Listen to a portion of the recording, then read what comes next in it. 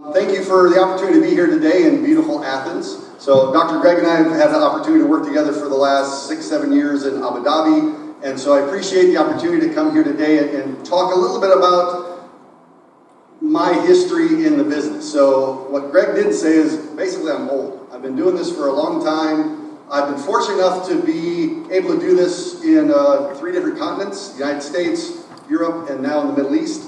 And I've had an interesting career that has worked some very interesting cyber cases around espionage, counterterrorism, counterintelligence, criminal activity. And so what I wanted to highlight today is basically some of the lessons learned that I have gained over the years. And it's amazing looking back on things 25, 30 years ago that are still relevant today. They're the same challenges that we're dealing with. And so I want to kind of give you some insights into the things that I've learned over the years to hopefully give you some of that knowledge that you can take into your careers and hopefully avoid some of the mistakes that I've made, be able to leverage some of the lessons learned, and hopefully be able to take those into your own careers going forward. So as a good Air Force officer, I have to give you a nice agenda slide. So I'm going to talk a little bit about myself and then really focus on some of the pivotal cases that I had the opportunity to work and give you some lessons into what you should apply today as well as going into the future. Talk about some of the more recent cases over the last couple of years that have been interesting, and then end with kind of, I wouldn't call it a prediction, but some of the things that I start to see emerging that we'll have to deal with in the next kind of 5 to 10 years. And then I'll kind of summarize everything and kind of talk through what to focus on. So a little bit about my background. I started off within the United States Air Force. I was fortunate enough to be recruited to become a special agent with what we call the Air Force Office of Special Investigations. If anybody's seen the United States show NCIS, same thing, but that's for the Navy. So we investigate felony level crimes, counterterrorism, intelligence, espionage type activities. So I was brought in as a computer crime investigator, where I got to work on intrusions into Air Force and DoD systems, a lot of computer forensics, and able to work information operations and a number of different things. Since then, I've been focused on building security operations centers. So the last probably 15 years, both in the United States and over in the Middle East, have been building and operating security operations centers. Most recently, I built what we call a combined security operations center for the Baraka nuclear power plant in UAE, which is a combination of operational technologies and IT systems. So it's been fascinating to kind of work in that converged area of OT, ICS, as well as IT. I'm now working part-time in Austria, in Vienna, as a security researcher, where it's actually really interesting to look at digital twins, kind of the convergence of IT and OT, looking at next-generation security operations centers, and then really how insider threats have evolved over the last 30 years and how we still need to focus on that as a challenge.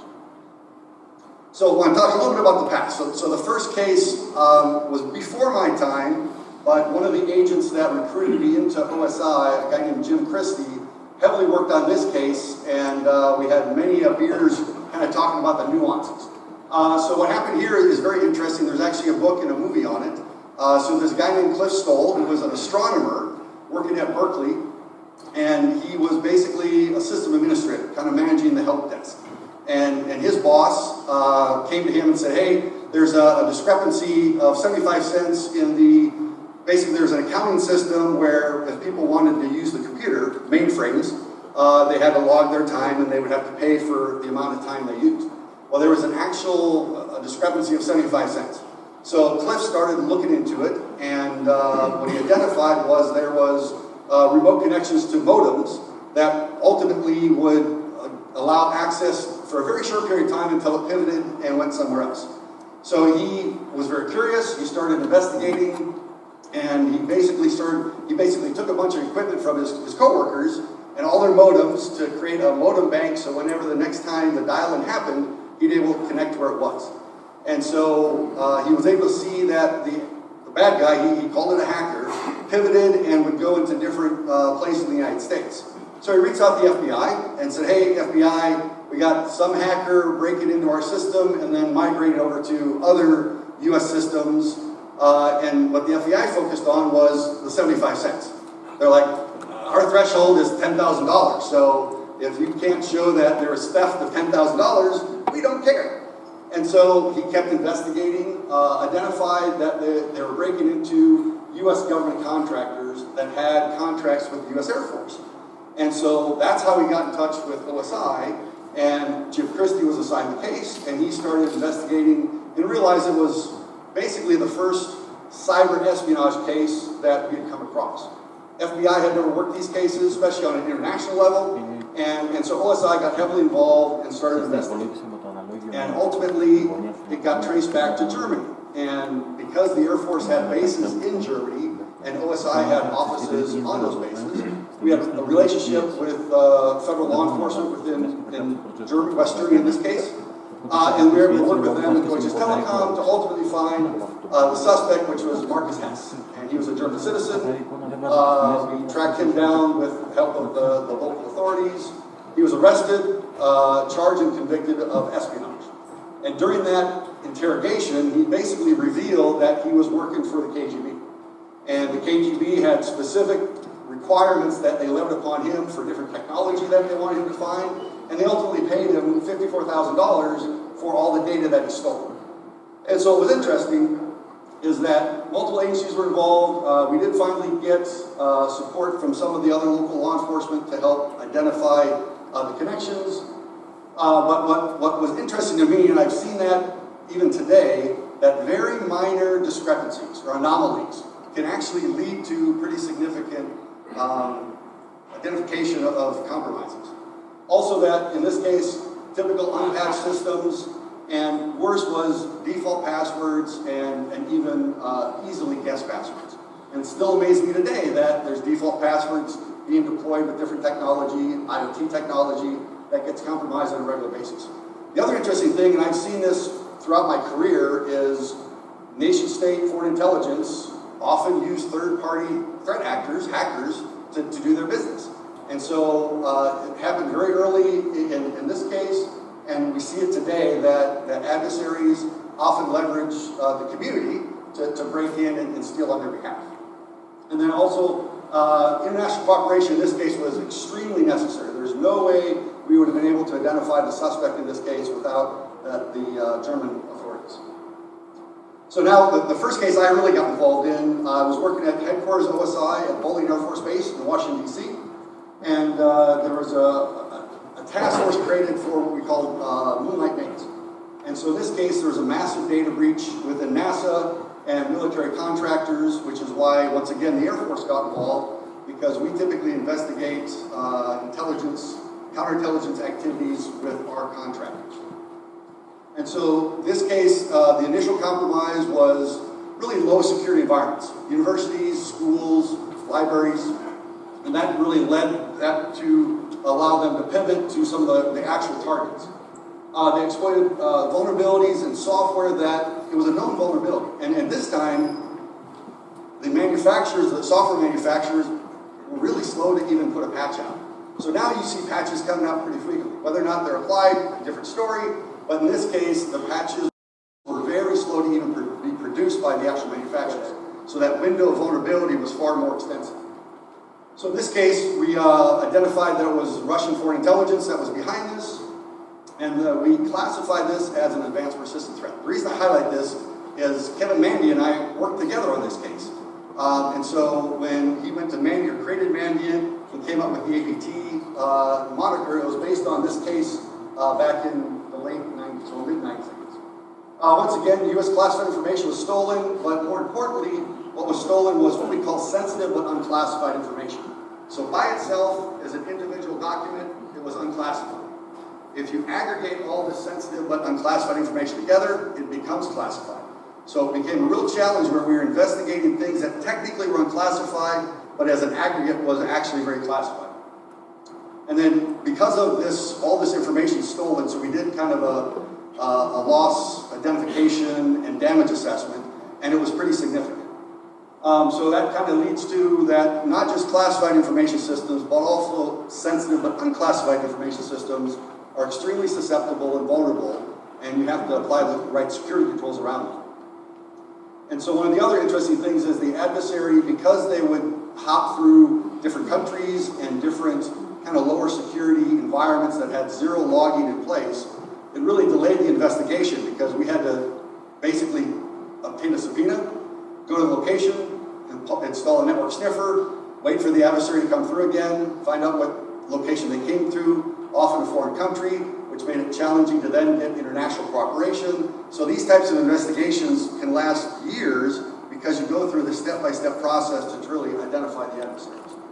The other thing was, this is the first time that we actually brought together a task force. We had investigators from NASA, the FBI, OSI, other military investigative agencies, and it was cool to see all these different agencies together because they have different authorities, they have different skill sets, and having this type of task force really helped us investigate this type of opportunity. The next one, which was a couple years later, was dubbed Solar Sunrise. This was more of an Air Force specific investigation because they targeted 8 Air Force bases and a couple other DoD facilities. The challenge with this one was we saw traffic routed through the UAE, and at that time, the United States and the international community was putting a lot of pressure on Iraq to open up for nuclear inspections, and they were refusing. So we were planning different battle campaigns to go in there and force compliance. And so the concern that leadership had in the United States was this was Iraq launching a cyber attack through one of the only conduits out of Iraq, which was through the United Arab Emirates. And so there's heavy use of Trojan horses, a lot of network packet capture and analysis. And so as we started to investigate, in this case the FBI had learned their lesson and they were very supportive in this type of investigation. And we actually found out there was 2 individuals in California that were a part of the case, a part of the intrusions. The challenge with this was the media got a hold of the story and started reporting on it. And when we do investigations, we like to take our time, we like to make sure all of the I's are dotted and T's are crossed. And so because this became public, we had to scramble and get the search warrant done very rapidly because we didn't want the individuals involved to get wind of what we were doing and stop their activity. So fortunately, the kids didn't watch the news, and we raided their house, and because we were able to catch them in the act, we were able to see actual intrusion activity happening, and more importantly, they had a chat dialogue up with this hacker from Israel called Analyzer. And so at the time we didn't know who he was, but we knew he was from Israel, and he knew he had the code name Analyzer. And so after we arrested the kids he was training in the United States, he actually did an online interview and very blatantly broke into an Air Force system while he was on the interview. So fortunately we were able to track him back, once again working closely with Israeli law enforcement. And the interesting part of that was we actually sent one of our agents over there to help with the interrogation, and he was arrested, convicted, and right prior to sentencing, he was conscripted into the military, which was surprising by us because we thought he should have been put in jail, but obviously they had another agenda for his skills within the IDF. So in this case, we expanded the task force where it was not just law enforcement. We brought in the intelligence community, we brought in national labs, we brought in other talented people to help with this case, which is one of the kind of lessons learned of when you have an opportunity to bring in different people from different backgrounds, different authorities, different skill sets, it really gives you greater power to do these types of investigations. Once again, the media coverage was not helpful. Normally we don't like to let people know what we're doing until it is all adjudicated, but in this case it accelerated the timeline because we didn't want the adversaries to really know what was going on. The other big one, and I use this today, don't jump to conclusions.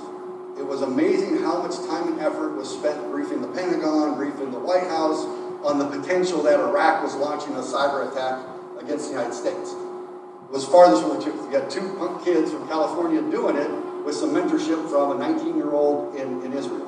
But we spent a tremendous amount of time trying to kind of brief a lot of people that really didn't even know what was going on because they immediately jumped to conclusions that were not correct. And then, once again, not everybody has the same agenda. From a law enforcement perspective, we like to investigate, prosecute, and arrest, or in prison. In this case, half of the Israelis, so the Israeli law enforcement was very helpful. But when it came to the intelligence community and the military, they had other plans for Mr. Tannenbaum. So fast forward to, I'm now being stationed in Germany, and there was a little issue in Yugoslavia in 1999. Air Force was asked to support NATO from a cyber perspective, so we launched the first undercover cyber operation, which was very cool. We embedded ourselves in different anti-NATO hacking groups, and this is really from an intelligence collection standpoint. So if you think about threat intelligence today, I mean, we were doing this a long time ago, embedding people within these communities to understand their capabilities, who they're targeting, and really look at how we can bring that intelligence to the community so they can kind of have as much forewarning as possible. And so we also were involved in a lot of investigations into, a lot of it was denial of service attacks and defacing websites, but there was some legitimate cyber activity against NATO and the United States Air Forces in Europe. And so that all changed on the 7th of May. So what happened on the 7th of May?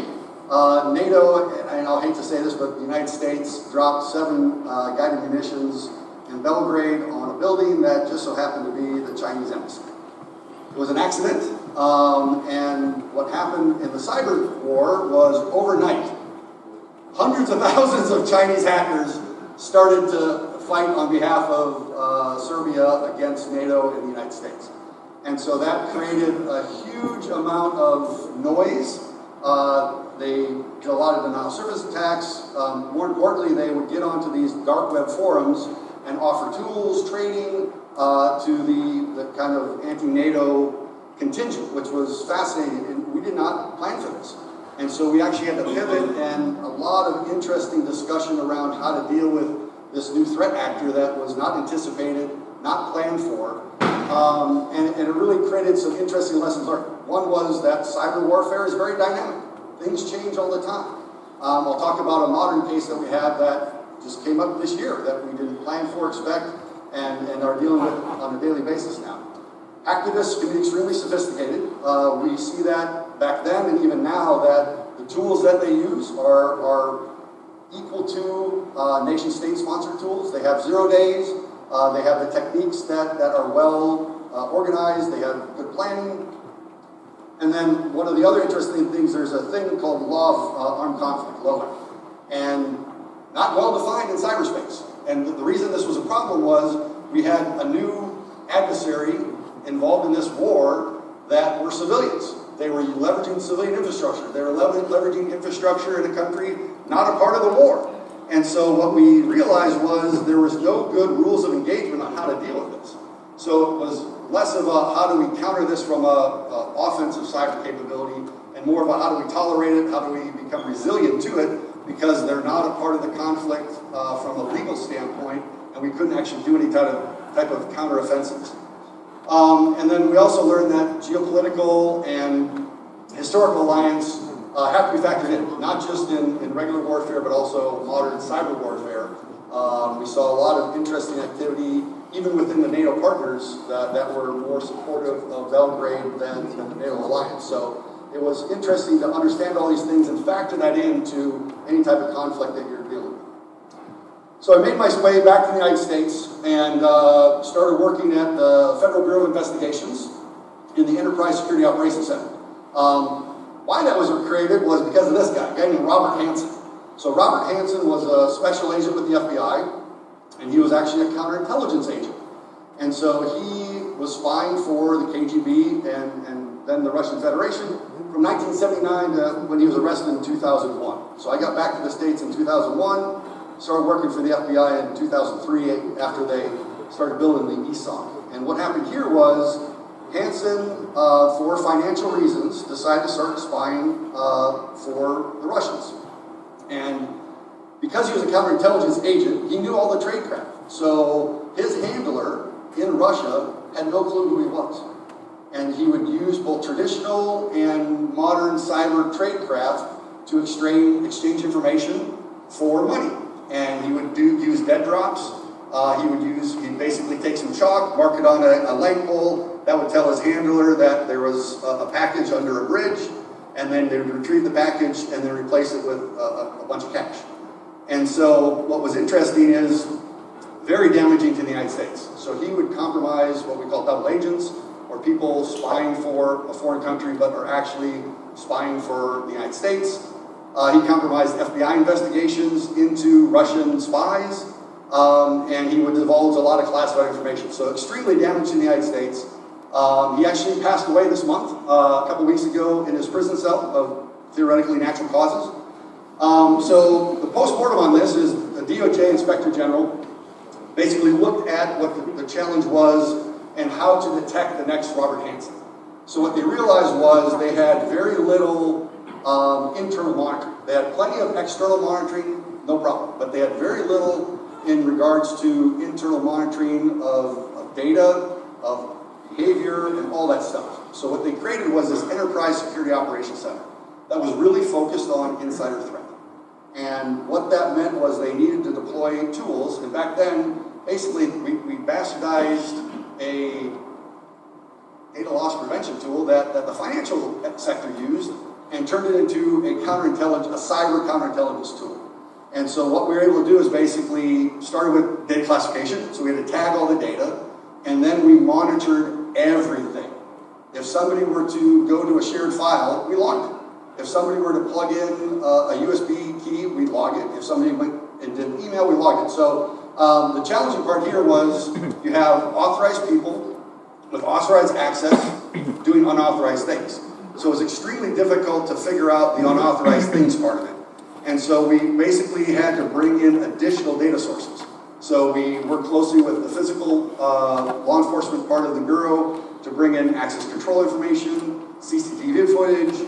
We interfaced with HR, so any type of disciplinary actions from an HR standpoint were brought in. And so it allowed us to really kind of create these thresholds and identify behavior and activity that was suspicious.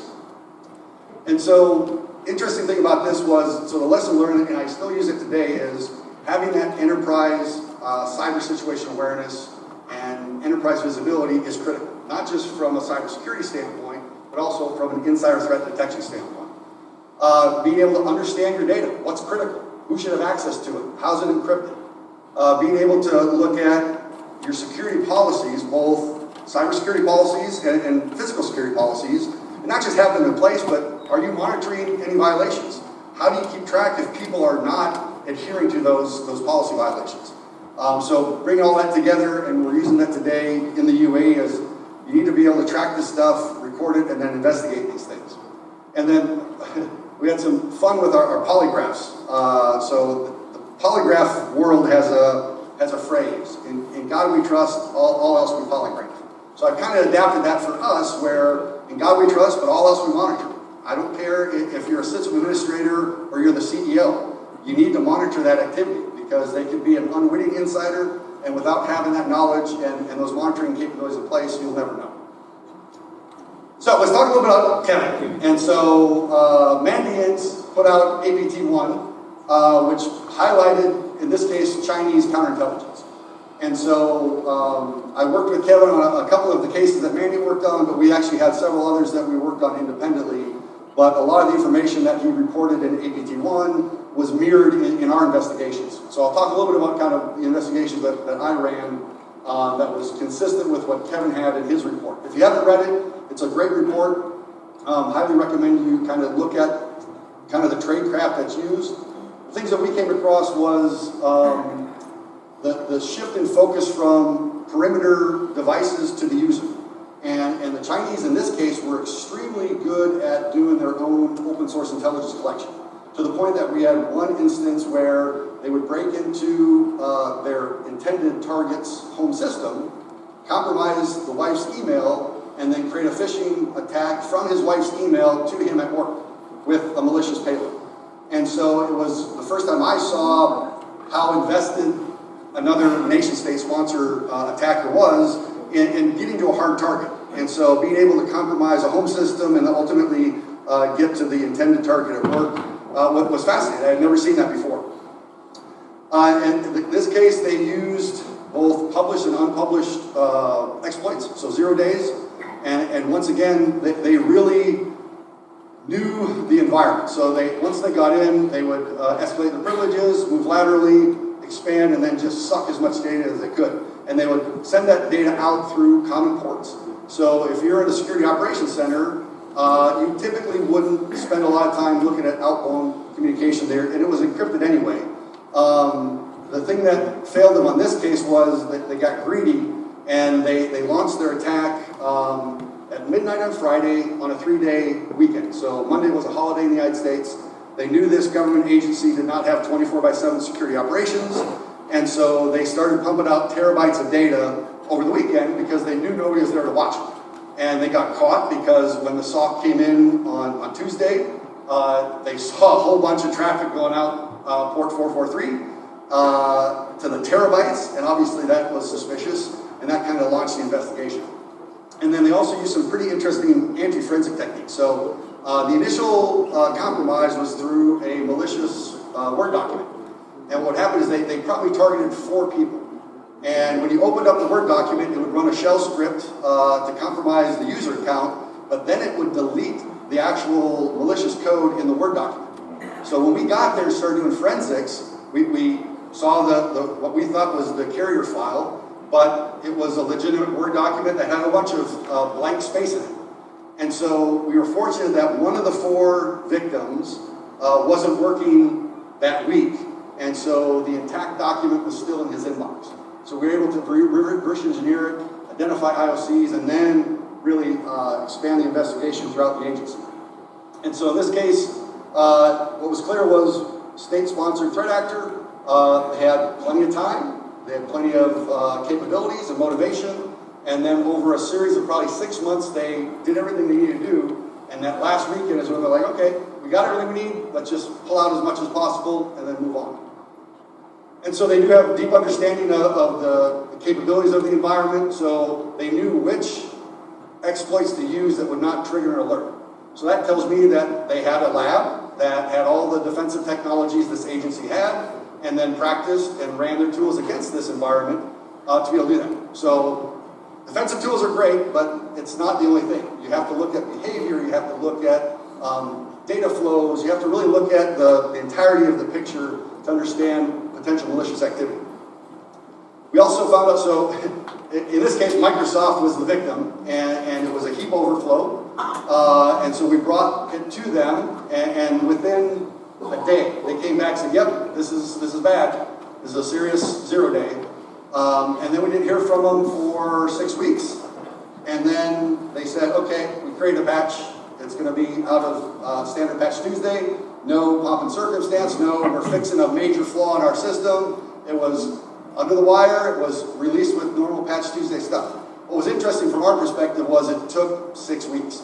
A major flaw in their operating system, or one of their services, and it took 6 weeks to fix. So once again, it highlights that your window of vulnerability is often far greater than you think, because state-sponsored threat actors that have 0 days have several months to execute their tools before the software vendor is able to fix them.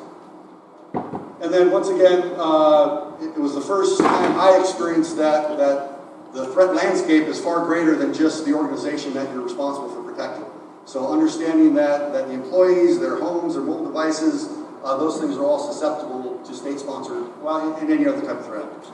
So now fast forward to DU8. So I get to DU8, and one of the first interesting cases to come across is a cyber extortion case. So the company that got victimized was a rideshare company called Kareem. They ultimately got bought by Uber, but Kareem had been operating in the UAE, headquartered in the UAE for 5-6 years.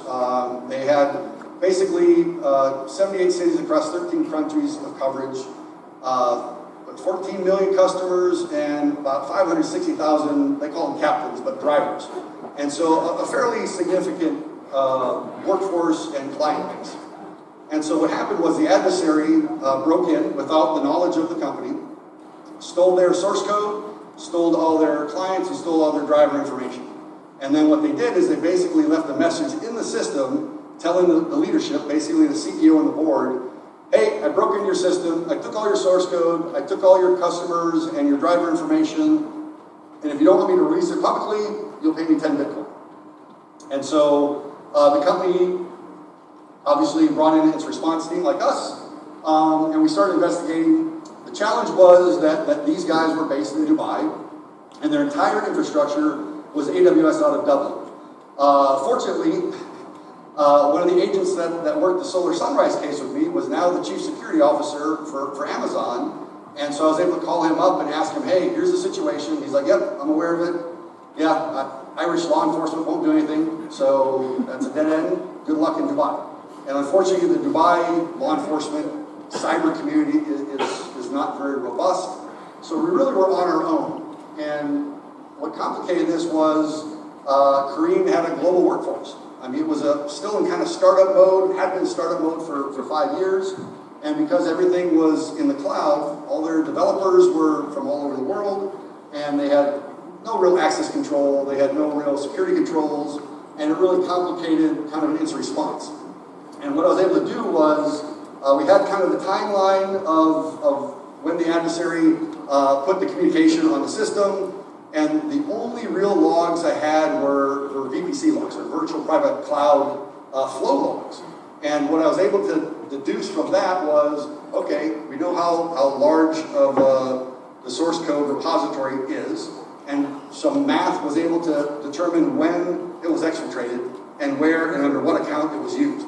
And so the account that was used was a legitimate account. We contacted the owner of the account, and they said they hadn't used the account during that time frame. So at least we were able to identify that it was stolen credentials, that the adversary did in fact take the source code, did in fact take the repository, and now the focus was on how do we close all the vulnerabilities and limit the damage as much as possible. So they engaged a crisis communication team that started negotiating with the threat actor, trying to buy more time. They did make some incremental payments, but really it was to delay, to close up any of the vulnerabilities they had.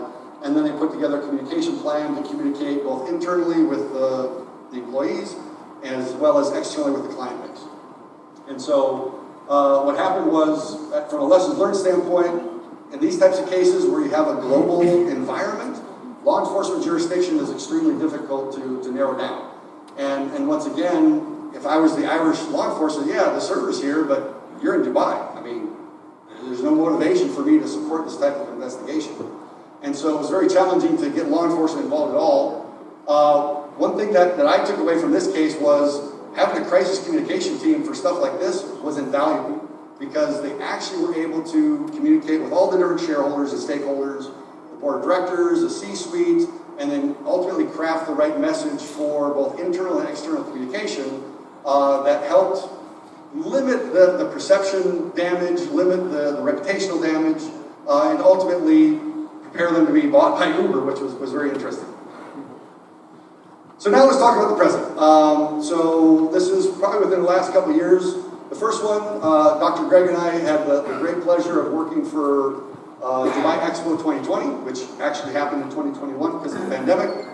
But we were fortunate to be able to build probably one of the more modern security operations centers because it was a smart city, built from the sand. 6 years prior to Expo starting, it literally was the desert. And so it was very interesting to have to deal with that. What we came across was several different challenges. One was there was several different groups that would create fake social media accounts of Expo executives and use it anywhere from scamming to information operation campaigns against Expo, UAE as a whole, and the leadership of the country. Another interesting thing that we came across was fake job postings. So this was the run-up to Expo, and Expo had a legitimate job site, and bad guys basically would scrape the job postings and then repost it with charging applicants for visa processing fees, potentially relocation fees. We even had 2 instances where people showed up to Expo saying, I'm here to start my job, and we're like, who are you? And they had got scammed by this recruiting agency. They paid money, then they flew themselves, and they showed up on the front door of Expo waiting for their job. There was also a fake news out about a COVID-19 outbreak. We kind of identified that was linked to a state-sponsored information campaign against the United Arab Emirates.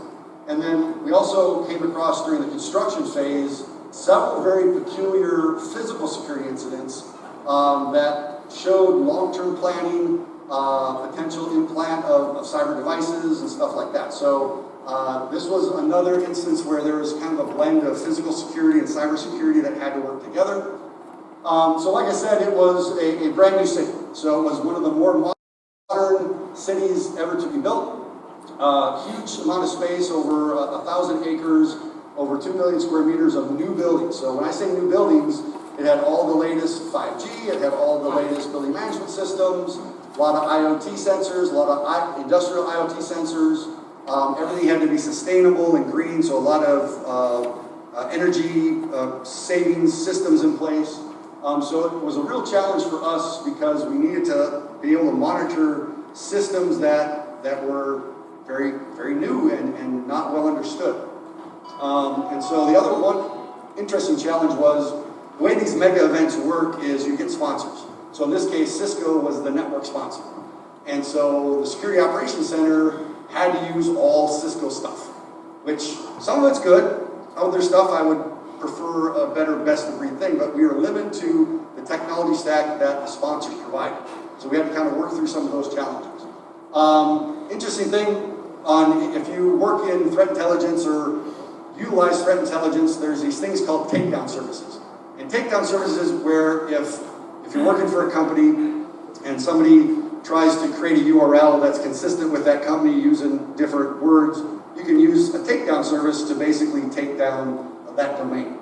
And so we brought on a service like that for Expo specifically. And what we didn't realize is that it's not conducive to mega events. We were challenged with some of the social media because they would make us prove that Her Excellency, the minister, did not have this fake Facebook account. And it was really cumbersome to have them ultimately work with the social media providers to take down accounts without extensive proof that it wasn't from the person that should have it. We also saw an interesting convergence of IoT, IIoT, and the cloud. So in this case, Siemens was one of the partners. So they deployed their building management system, which was all these IoT sensors, and then they pushed it all to their own cloud management system. So ultimately, all the building management systems within the entire site was managed through a cloud portal. And that was the first time we'd come across really IoT and cloud convergence, which created a huge challenge on use case development. Because in a SOC, you have use cases, you have correlation rules, and you have, in the IoT space, everything is very bespoke. So you have different manufacturers, you have their own way of doing things, and there was not a lot of kind of available use cases we could leverage. So we had to work very closely with Siemens to come up with a few of the use cases that were most relevant. And to them, they had never done use case development. So it was a little bit of a challenge to work with Siemens to understand kind of their world and then have them understand our world to actually create use cases that were available for us in the SOC. And then once again, I attempted to integrate physical security with cybersecurity. I've been trying to do this for almost 30 years. And once again, it didn't work. And part of it is the physical security system is a separate network. They don't understand cybersecurity. Their protocols are different. And so it was very challenging to integrate. I would want to be able to leverage facial recognition software. And if we see some cyber activity, pivot to a camera to see if there's any physical activity there. Wasn't able to do it, unfortunately. It was very challenging. So one of the recent cases we're working on is Anonymous Sudan. Didn't know about these guys until last month. But apparently they targeted Sweden and Denmark back in January 2023. And then they hit Israel and took down some power substations. And then we got involved because they attacked 3 banks in the UAE. Denial of service attack took them down for about a day. But it was something that the country got very concerned about because, once again, 3 major banks in the country should be resilient to denial of service attacks. But they went down. And then most recently this month, they targeted Microsoft and some other US organizations. So they created a telegram in January 18th. So very recent. If you look at the telegram and look at any of the kind of open source information, appears to be motivated by religious and political activities. There is a strong relationship with Russian activist groups. And they actually joined the pro-Russian activist group, Killnet. And when we looked a little bit deeper, The language is always either Russian, English, or Arabic. And so, surprisingly, global targets. So it wasn't isolated to, I mean, what's going on in Sudan or stuff like that. It's kind of a very diverse target base. And so a couple lessons that I learned is, I'm amazed. It's 2023 and we're still getting hit by DDoS attacks. And all the banks in the UAE had DDoS mitigation services and they fell down. They recovered rapidly, so you're not out for a week. Now it's limited a couple hours or at most a day. But still, I'm amazed that DDoS attacks are effective against certain critical infrastructure. Attribution is extremely difficult. There's a lot of OSINT out there, but also there's a lot of things we call false flags. And false flags are organizations, intelligence organizations that want the perception that it's somebody else. So they will intentionally put information out there where intelligence collection capabilities will interpret that as real and ultimately divert the attention away from who is really behind this.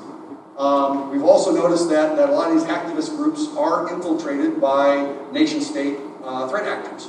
And that way they can have plausible deniability, they can influence the targeting, and it's a great way for them to kind of meet their own mission requirements, but in an anonymous way with misattribution. And then I'm amazed the amount of kind of response and time taken away from other things to deal with this type of attack. So not just within the UAE, but obviously globally with the types of targets they have. So a case that I'm currently working is interesting, and this kind of goes back to the very first case where there was analysis of building access information. And basically, they were using this to corroborate HR time cards. And so an HR person was looking at the access control logs and realized that her badge was used over the weekend. And she's like, I didn't come to work over the weekend. So that discrepancy started this investigation. And what was hampering this investigation was legacy physical security information. So cameras were no longer functioning, so we didn't have any CCTV footage. The access control system was obviously compromised, so we couldn't rely on that. The thing that allowed us to catch the bad guy was from COVID. So COVID created a need for a thermal imaging system at the front of the building. And nobody knew that this thermal imaging system also had a camera and was not only taking the temperature of people, but also a picture of the person. And so we were able to correlate when the misuse of this credential gained access, we then had a very clear picture of who was responsible. And so what was interesting was this employee, another insider, had been working for this organization for 28 years. And so, similar to the Hansen case, we have a trusted insider that had been working for the organization for a very long time, now doing unauthorized activity. And so, we then looked at how the adversary was doing certain things. He was able to penetrate the air gap, and air gap is something that we talk about within critical infrastructure, classified environments, where it's a network isolated from the rest of the world. And there are now techniques that can very easily bypass the air gap, so it's no longer the protection that we used to enjoy. So what ultimately happened was a complete failure of both people, process, and technology. And that was underlying a poor security culture. When we started the investigation, we did what we call a technical surveillance countermeasure, so bug sweeping. We were concerned that this individual was implanting actual listening devices and other surveillance devices.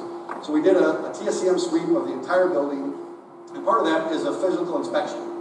And dude, we saw so many passwords on stickies, on keyboards, on the monitors. We had mobile devices all over the place. We unfortunately opened up a drawer and there's a bunch of sexual paraphernalia in there. And in the UAE, that's illegal. So we confiscated all this stuff, which was very interesting because we sent an email out to people we grabbed the stuff from saying, hey, we had an investigation, we took a bunch of stuff, If you want to claim your property, come claim your property. The person that had the drawer full of sex stuff did not reach out to us and say they wanted their stuff back, but it was interesting. And so, once again, highlighted the need for kind of physical security and cybersecurity to work together. Once again, very difficult. They don't have a cybersecurity culture. In this case, with all the legacy technology, it was extremely difficult to actually get any useful information out of them to help do the investigation. And that really forced some things. So if you see on some of the graphics, what's interesting is there are modern tools. We got bash bunnies, we got rubber duckies, we got the Flipper Zero. And the interesting thing about the Flipper Zero was it was a GoFundMe project. And it's amazing how some of these very inexpensive tools are used now for modern day espionage. Once again, there was no insider threat capability, no insider threat detection capability. And so, obviously, it doesn't have to be limited to classified or very sensitive environments. This was a critical infrastructure client, so having an insider threat program for critical infrastructure is also recommended. And then we did engage with the Abu Dhabi police, and unfortunately, there was no collaboration, cross-sharing of information. They basically took all the stuff that we did, and then they did go to the guy's house and search the house, but we got no results on if any of the client data or equipment was in his house. So very little communication with law enforcement in this case. So now the future. So what do we do when we talk about the future? We talk about ChatGPT. So I asked ChatGPT, what does the future hold? And as expected, came up with some relevant topics, but very generic stuff. So I will say what Eric says about the ChatGPT topics. Obviously, there is an increased sophistication. AI is now useful, I would say. It's more than just machine learning. And what I see now is a combination of artificial intelligence and machine learning to help bad guys be more productive, be quicker. So my old team did a lot of vulnerability research, take months. And now with machine learning, vulnerability research to identify potential 0 days is going to be far quicker. It's going to be automated, and then couple that with machine or with artificial intelligence to actually create exploits dynamically, quickly, in a semi-automated fashion is what I see. So we no longer have the luxury of, okay, when a vulnerability is discovered, we have 3 days, a week to make sure the patches are deployed. Within seconds, I would say that exploits will be created once vulnerabilities are discovered. And when if there's a 0 days discovered by an adversary, then obviously there's a larger window of vulnerability that we need to be concerned about. We look at target attacks and critical infrastructure, working in the nuclear sector and some of the other critical sectors in the UAE. 100%, there is going to be a convergence of IT and OT. Wireless technology for ease of monitoring, ease of administration. There's a lot of remote sites that they don't have the personnel to go to these remote sites and do activities. So you're going to see this convergence. It's already happening, but I see it accelerating as new OT devices, programmable logic controllers, PLCs. There are now virtualized PLCs. There are PLCs that have operating systems. So it's no longer just a static thing that opens and closes a valve. You actually can program stuff, which can be beneficial for cyber defenders because you can now put host-based intrusion detection systems on the PLCs where before you couldn't. But still, that convergence is quickly going to expand the threat landscape and make it very challenging. IoT devices. So I think that will be mitigated as the global community consolidates kind of security controls and recommendations where they will control the gateway, they will force authentication, encryption, stuff like that. So I'm less concerned about IoT, but I am definitely concerned about ransomware evolution where we've already seen cyber extortion, but I'm predicting that there'll be cyber hostage taking. Let's look at medical devices that are implanted in your body. So an adversary can say, hey, I can kill your dad tomorrow unless you pay me a ransom. That's more motivation than less. Supply chain attacks, I definitely see that everybody can be victimized. So if there are hard targets out there, individuals would be targeted. We've already seen individual targeted to pivot to get to the hard targets. That will continue. Supply chain, we've already seen that with solar winds. That will continue to expand. Evolution of emerging technologies.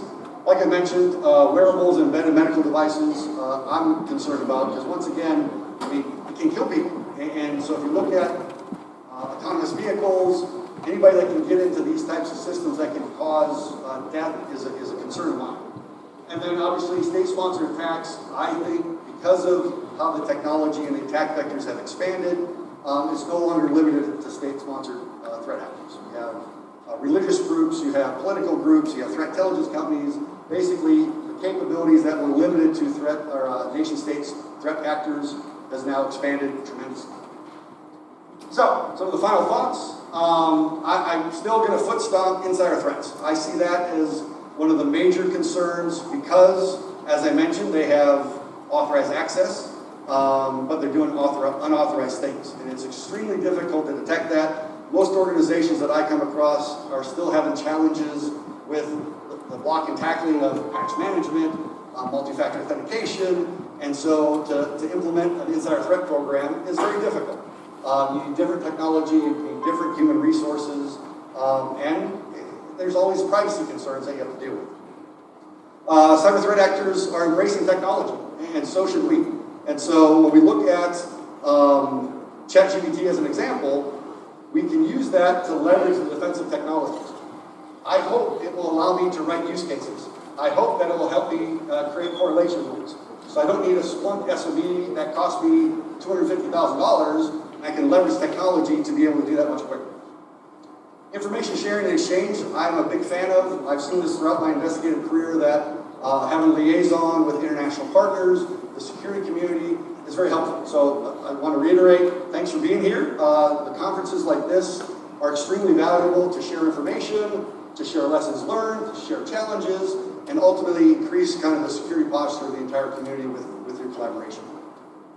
Technology advancements are great, and UA is really pushing the bounds of technology, but I caveat that, also apply sound security practices when those new technologies are deployed. Test them. Make sure that you actually can defend and protect and monitor against those. We're definitely entering into a new phase of cybersecurity where human life will be impacted.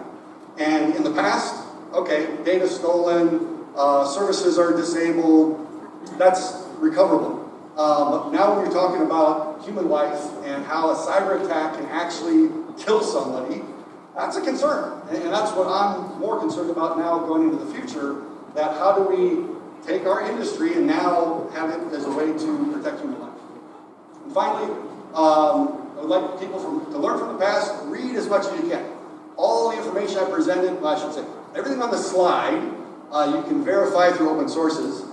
Everything I talked about, you cannot. But definitely look at the past, look at case studies. What I find challenging within the cyber community is we're trying to mitigate all possible risks, and that's just not feasible. So my recommendation is mitigate the risks that are most relevant to you, and that often is based on real incidents. So if you can do postmortems on incidents within your sector, within your community, within your country, and then build your kind of defensive posture, your detection capability around that, that'll be the best. Thank you for your time.